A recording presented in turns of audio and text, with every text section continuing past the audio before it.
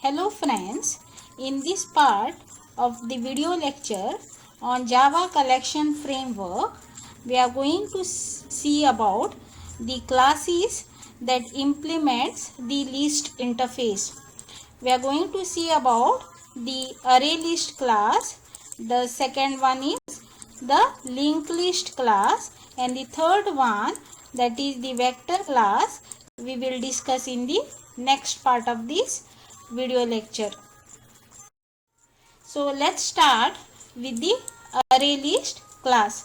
So as we had already seen, array list class extends this abstract list class and implements the list interface, and it is declared like this, where E specifies the type of the objects that the list will hold, such as string or integer, etc.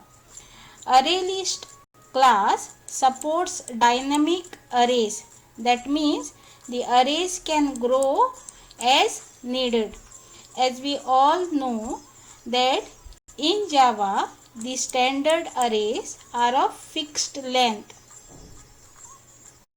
Now let us see one program on array list which demonstrate the use of methods like add and remove of the array list class. So in this program we declare a class called as with the name array list demo. Then we create an array list with the name A1, which will store the objects of this type string. In this particular statement, I am printing the size of the initial array list, that is by using size method, A1 dot size. Next, I am adding the elements to the array list, that is C, A, B, E, B, D and F in sequence. Then I am using the second version of the add method, which takes the index and the element to be added, so that this element will be added at this particular index of the array list. So A2 will be added at position 1 in the array list. Then we print again the size of the array list after adding these elements. Next, we try to display the contents of this array list by using these println statements. Next, we use a remove method to remove the element F, okay, and to remove the element at position 2 in the array list. And then again we print the size of the modified array list after deletion of elements. And then finally we print the content of this array list A1. So you can see the output. The initial size of the array list is 0. When we printed the size at this particular statement, the array list size was 0. Then we inserted these elements, okay. So after inserting all these elements, the size of the array list is 7, that is 1, 2, 3, 4, 5, 6 and 7. Then you can see at this particular line statement we printed the contents of the array list, that is first it is printing content is object C, then A2 which we have added by using this particular statement, then A, E, B, D and F. Then we deleted the element, okay, that is F, and 2 element at position 2 was deleted, and after deleting the size of the array list is 5. And then we are printing the contents of the array list after deletion.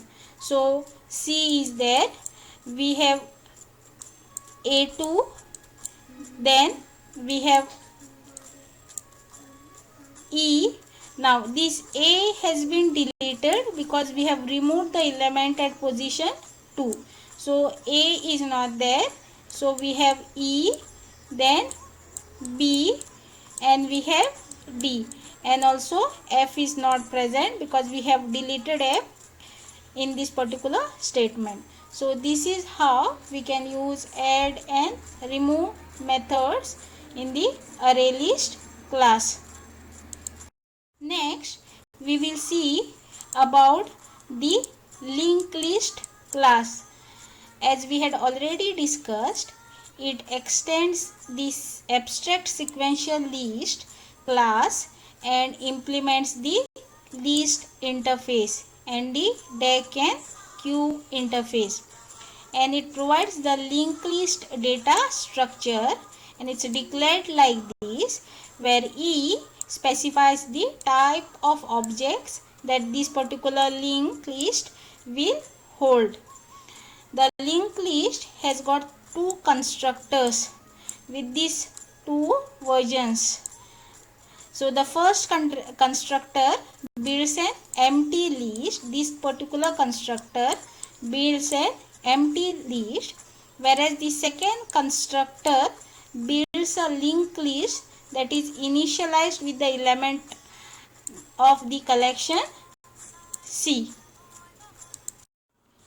Now we will see one simple program which uses the methods in the linked list class. So we create a class called as linked list demo class, and in that we create a linked list L1 which is going to store the objects of the type string. Then we add all these elements to that linked list L1. Then at the end of the linked list we are adding the element Z, and then we are adding the first element of the linked list as A. So and then that means the linked list contents will be, now A will be the first element, followed by F, then B, then D, then E, then C, and then last element is Z. Now at position or index 1 we are again adding the element A2. So this is 0th position. At this position I am adding the element A2.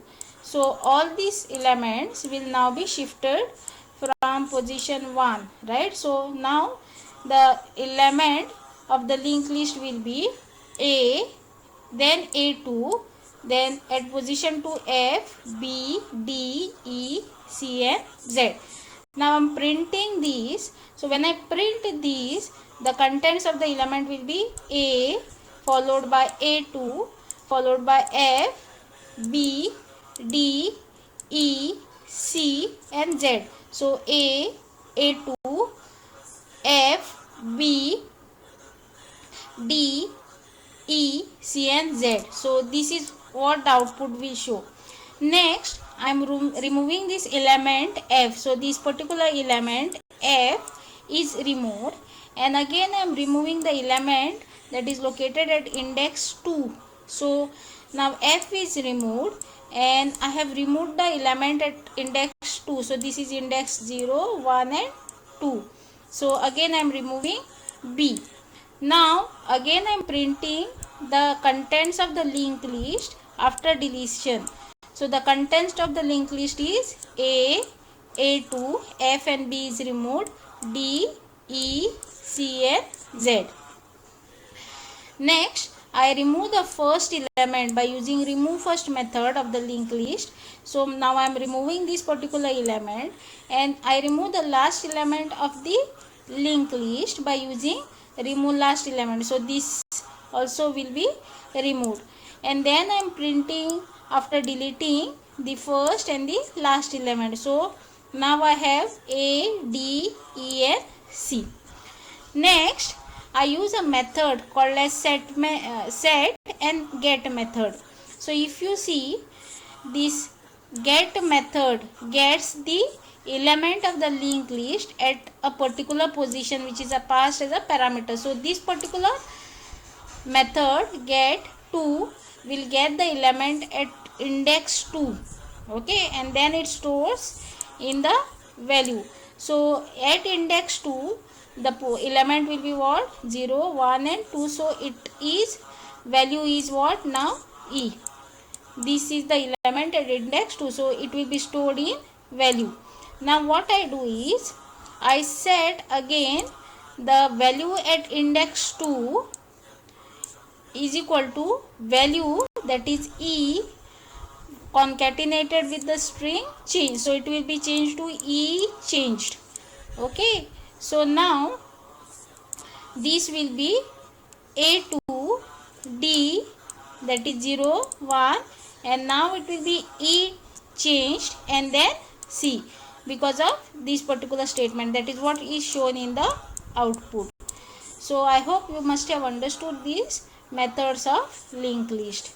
In the next video lecture, I am going to explain you about the methods of the vector class. Till then, thank you.